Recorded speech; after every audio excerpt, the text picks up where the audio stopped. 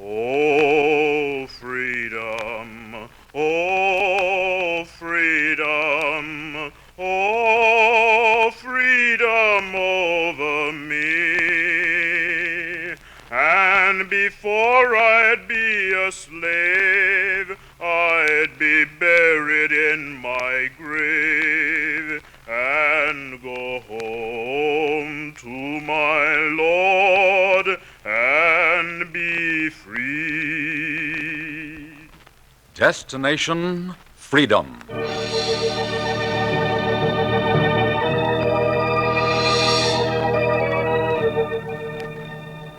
The Chicago Defender and station WMAQ bring you Destination Freedom, a new radio series dramatizing the great democratic traditions of the Negro people interwoven in the pageant of history and a part of America's own Destination Freedom.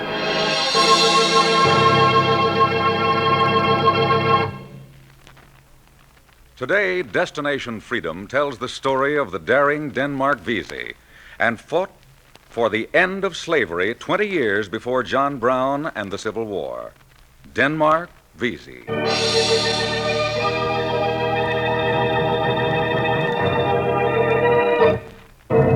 They say slaveholders' court was crowded that day in Charleston.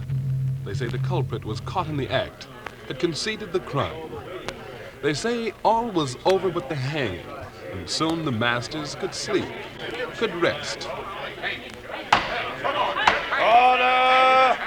Order in the court! Bailiff, can't you get order? You heard the judge. Order in the court. Order! Now, let the prisoner come before the bench to be sentenced. He's coming. They grab at him, but he walks straight. He's a cool one. He'll be a dead one in an hour. He'll walk no more. He'll hang for all the walking he's done. Clerk, read out the record of his crime. They say he walked as though the world watched him. They say the clerk read out his crimes. They say a gamble was the beginning of it. A gamble one night at a carnival when he bought a $40 play on a lottery wheel and stood under the tent while the barker called in the bets.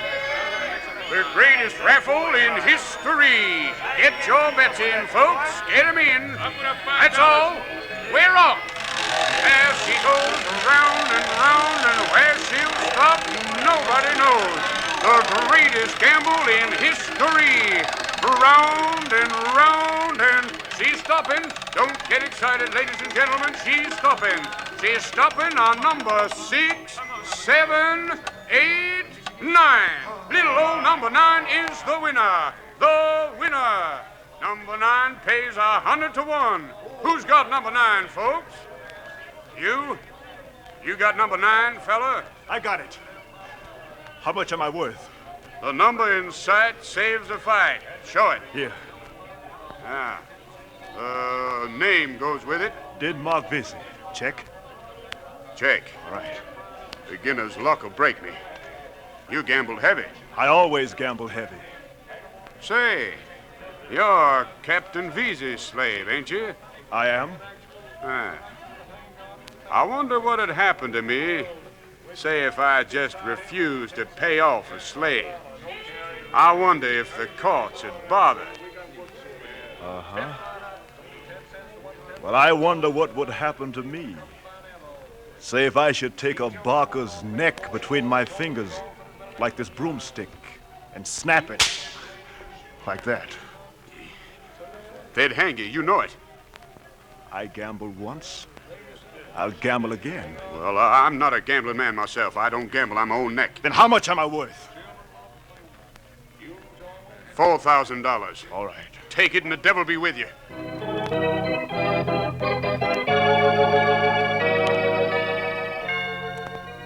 They say Denmark wrapped his money in a sack and went aboard his ship to see his master.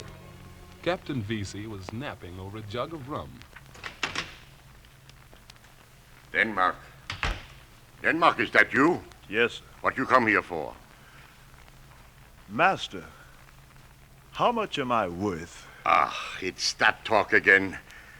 This This freedom is a sickness. It's unbecoming to a slave. Master, all I want... Get it out of your mind.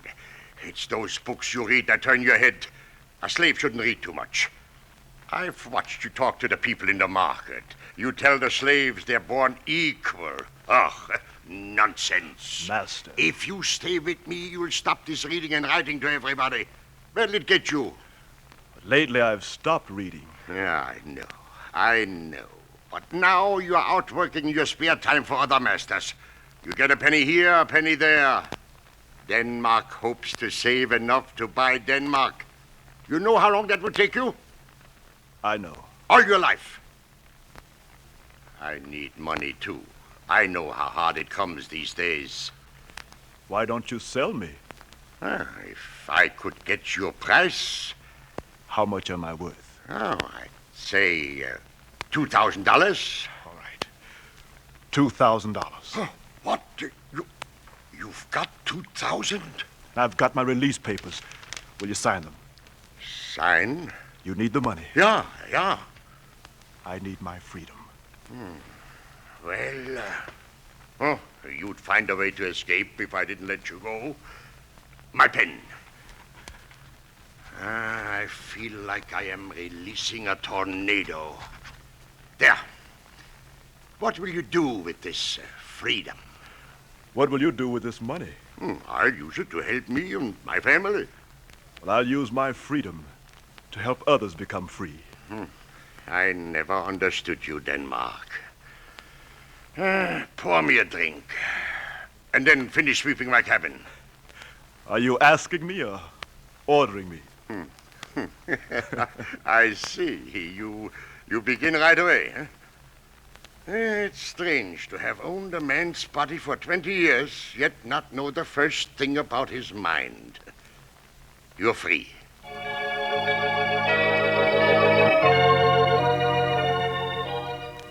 They say the captain set him free to circulate like fresh blood through the slave system. They say he had a disease, incurable, highly contagious, and he went about the marketplace spreading it with a word, with a touch, with a whisper to the cherry woman. Cherries! Get your red ripe cherries! A basket of cherries. Huh? Why, Denmark, you can afford cherries? Yesterday I was a slave. Today I'm a free man. I heard about your luck. You can have the same luck, Cherry. They say you're a learned man, Denmark, but now you talk like a donkey. My master spends the money I make. Well, I get in it to buy myself. Well, it's not money alone that makes a man free, Cherry. Money did quite well for you. Then a gamble. I know a greater gamble. Would you gamble? If the stakes were right. If the stakes were freedom. If I could show you that every slave in Charleston is ripe to rebel, to build a nation where all men are equal, would you stake your life on it? Are you willing? Are my cherries red? Blood red. My stakes are in. Get the others. All right. Cherries, master. Cherries. Get your red ripe cherries. Cherries.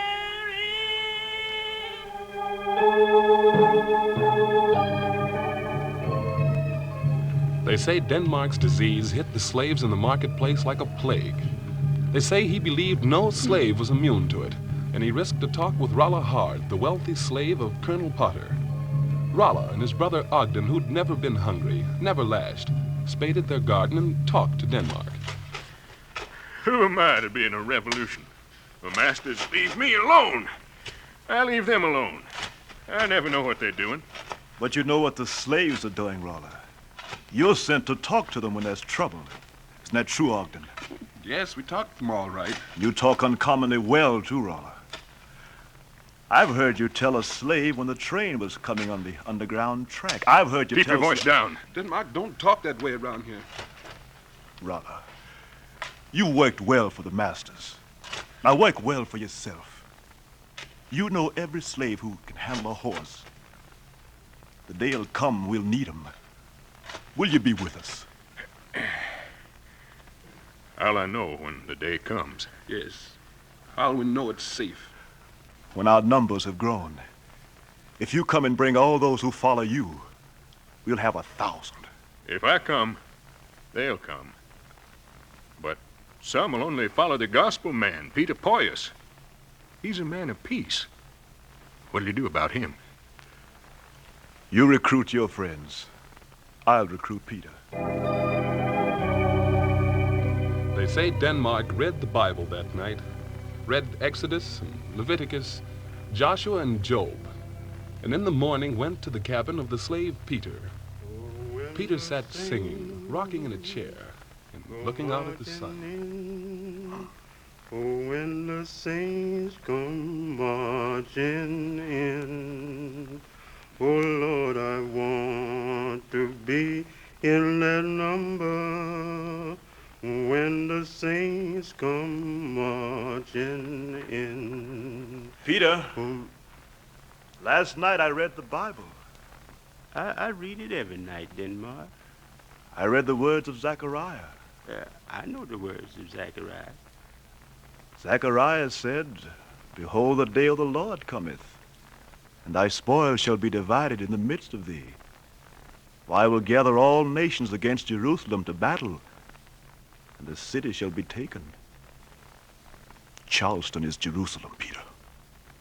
Denmark, the Lord warned Gideon once to be careful about the men he picked to lead his army.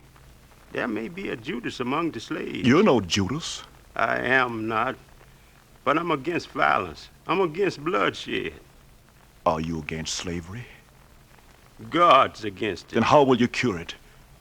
Can you reason with slaveholders? It's a chancy thing. But your way is foolish and certain death. I see your mind is set. It's wrong, but I'll march in Gideon's army. My followers will come with me. But the superstitious follow Gullah Jack. Gullah? The sorcerer who sells spells and charms? Him? My son, in a revolution, one looks for the honest, not the honored. Some say Gullah Jack is crazy. Some say he's wise. You go to the hills and find his house and see. It'll be deep in the woods. You'll hear him talking to his drums, calling on his gods.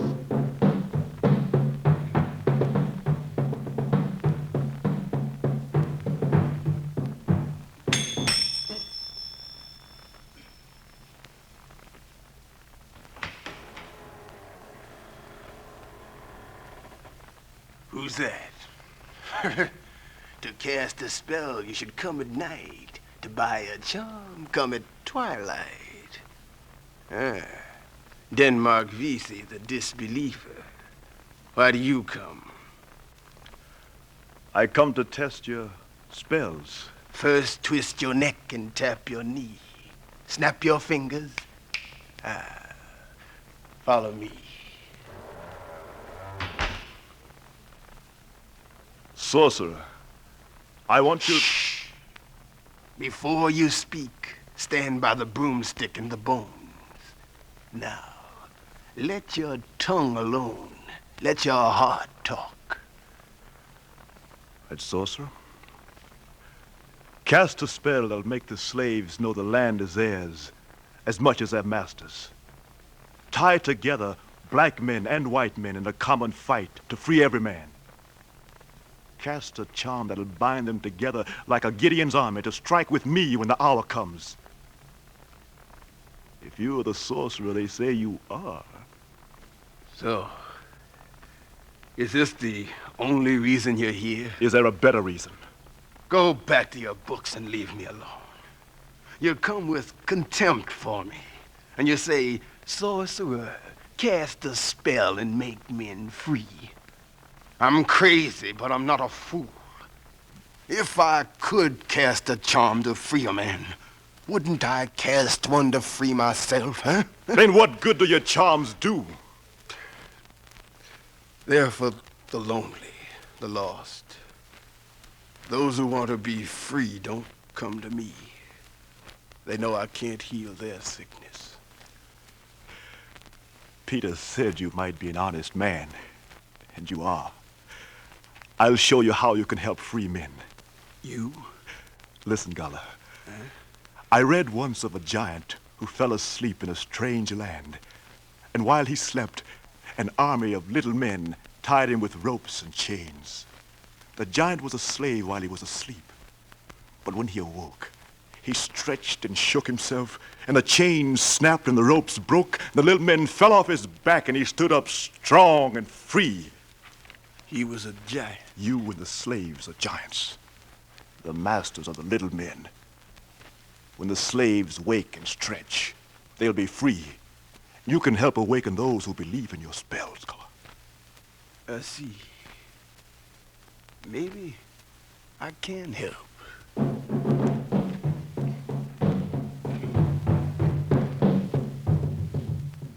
They say Denmark and Gullah Jack, Rolla Hart, and Peter Poise had a pact to wake up the giant and put the slaveholder to sleep. They say the recruits grew into thousands, and the day was near when Denmark's disease could not be quarantined. They say Denmark gathered his leaders together in the loft of a lonely barn to set the hour. This will be the last meeting. Rolla, who knows we're here? Only my brother Ogden. I told him to warn us if he heard anything from the masters. Good. You got together the horses and riders. Every slave who handles a horse will be ready to pull cannons once we get them.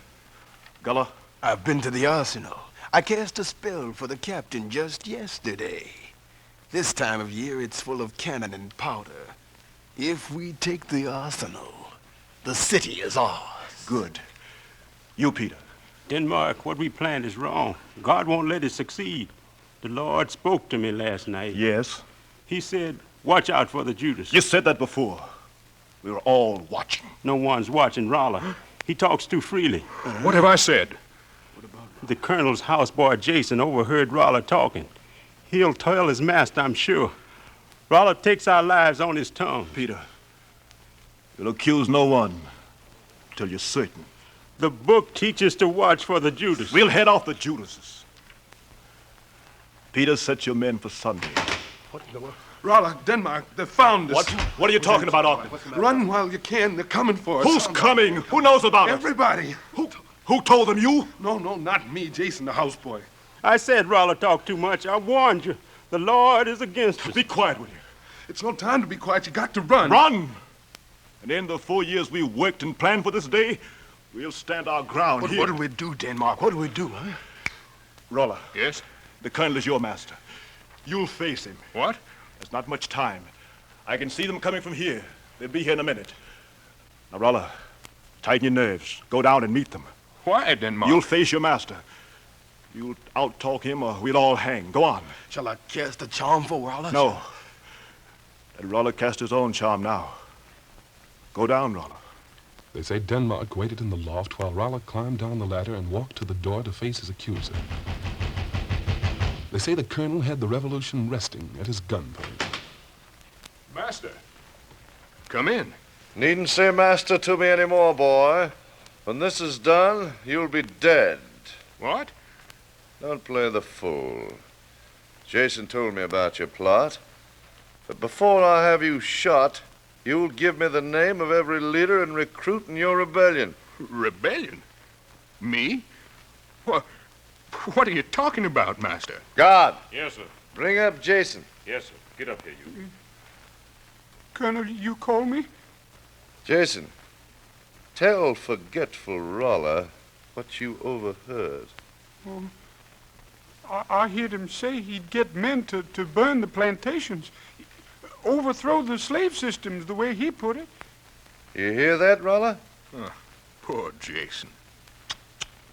Feel sorry for yourself.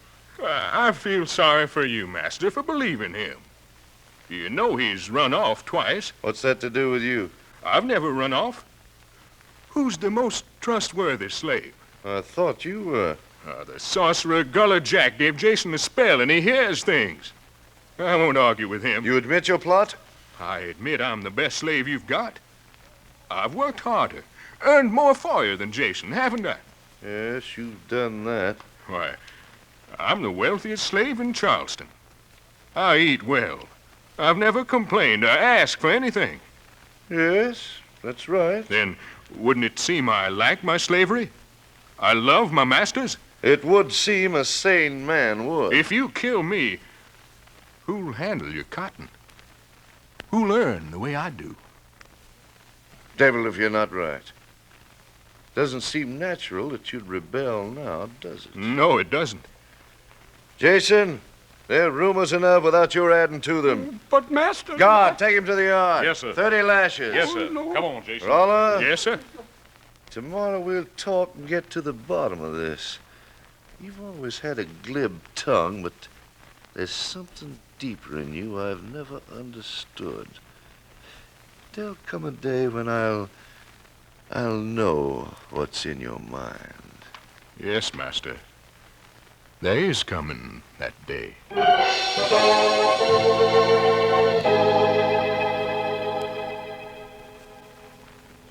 Forgive my suspicions, Rolla. Judas has been found in time. I've been wrong. You do well for a wealthy slave. I'd rather be the poorest free man than the richest slave. Denmark, when do we strike? Tomorrow. There'll be militia heading this way. We know it now. We've got to beat them to the arsenal. Peter. Yes. Go to the masters who've heard of the rumors of revolt. Pour honey in their ears. I'll speak softly. Gullah, give your master the strongest sleeping charm you can make. He'll never wake from it. All right. Now, I'll draw a map of the marketplace here in the dirt. Yeah. Now, this is the arsenal. Here's a street leading to it. Here the horsemen will wait. One will drive off and tell the slaves as soon as we open the arsenal. All right. After that, Gullah takes the left flank and Peter takes the right. Now, everything depends on getting into the arsenal ahead of the militia. 10,000 slaves wait to strike when we get the weapons. Who will warn us if the militia comes? There's a cherry woman in the market. I'll tell her to warn us. If the militia beats us there? Shall we turn back? Where would we run? Where would we turn? This is a one-way walk, men. Look ahead to liberty or death. All right. What about the map?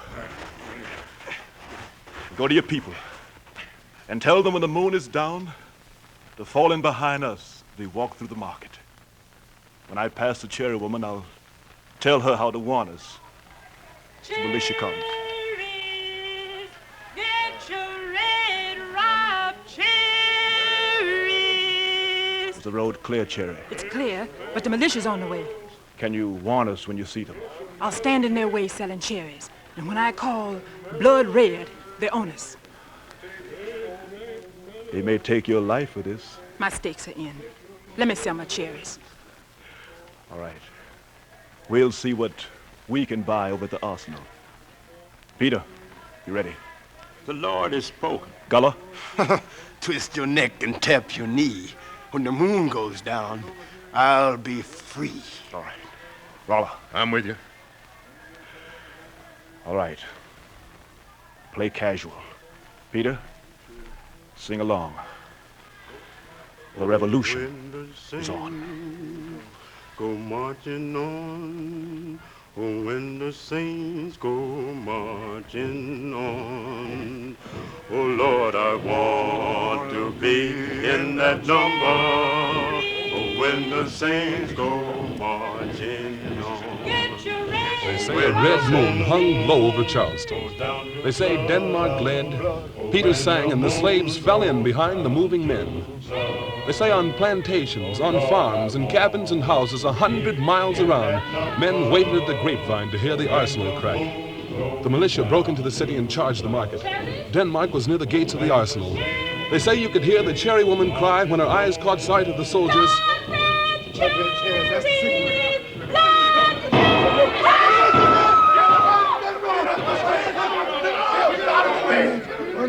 They say the shots tore down like a vine off a tree. Red cherries jumped into the gutter. Red blood shot from the wounded men. Red cherries rolled under the feet of the fighting, the straining, the reaching to be free. The reaching fell short. The militia took the arsenal. They say they took 100 dead men to their graves. They took Denmark Vesey to court. Order! Order in the court! Denmark Vesey, Yes, Your Honor. You plotted rebellion against the state that bred you. You set out to slaughter your master and change the state.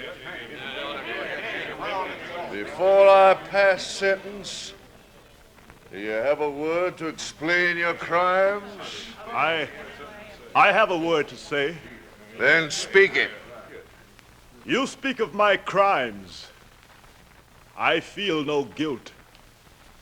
I felt to be idle while other men thought to be free was a crime. I was not idle. Others talked.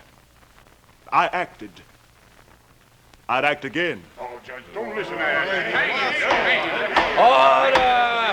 Order! Order!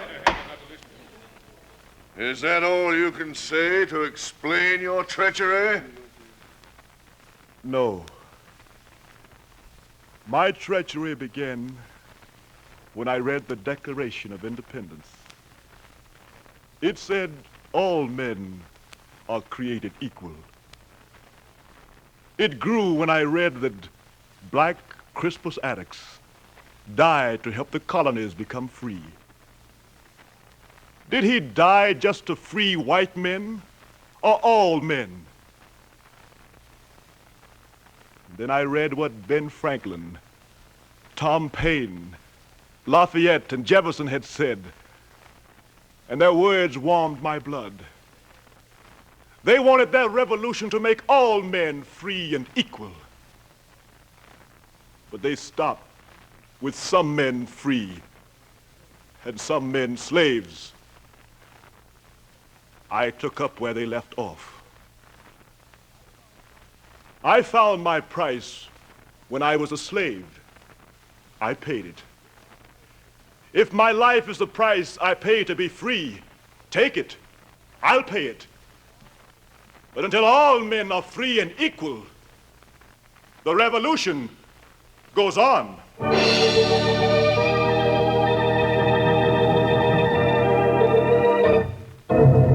They say the court called for the highest price. The clerk stopped writing. The hangman's hand tightened, then relaxed on the rope. Denmark had paid it. The masters went home to bed. But they say Gullah Jack in his cell cast a spell, and no master slept well. They say the giant was awake, and the giant never slept again until all slaves were free. That's what they say about Denmark Vesey. Oh, freedom, oh, freedom, oh, freedom over me. And before I'd be a slave, I'd be buried in my grave and go home to my Lord and be free.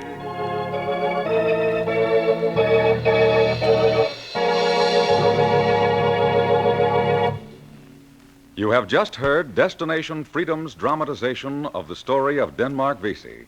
Destination Freedom is brought to you by the Chicago Defender and WMAQ's Department of Education and Public Service.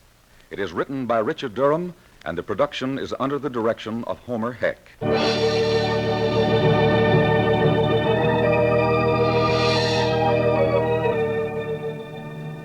The cast included Oscar Brown Jr., Ray Grant, Howard Hall, Kurt Kupfer, Jack Lester, Charles Mountain, Arthur McCoo, Cliff Norton, Fred Pinkard, and Louise Pruitt. The singer was Greg Pascal. Richard Shores composed the special music, which was played by Elwin Owen and Bobby Christian. This is Franklin Ferguson inviting you to be with us again next week for another of our series on the Negro in Democracy, Destination Freedom.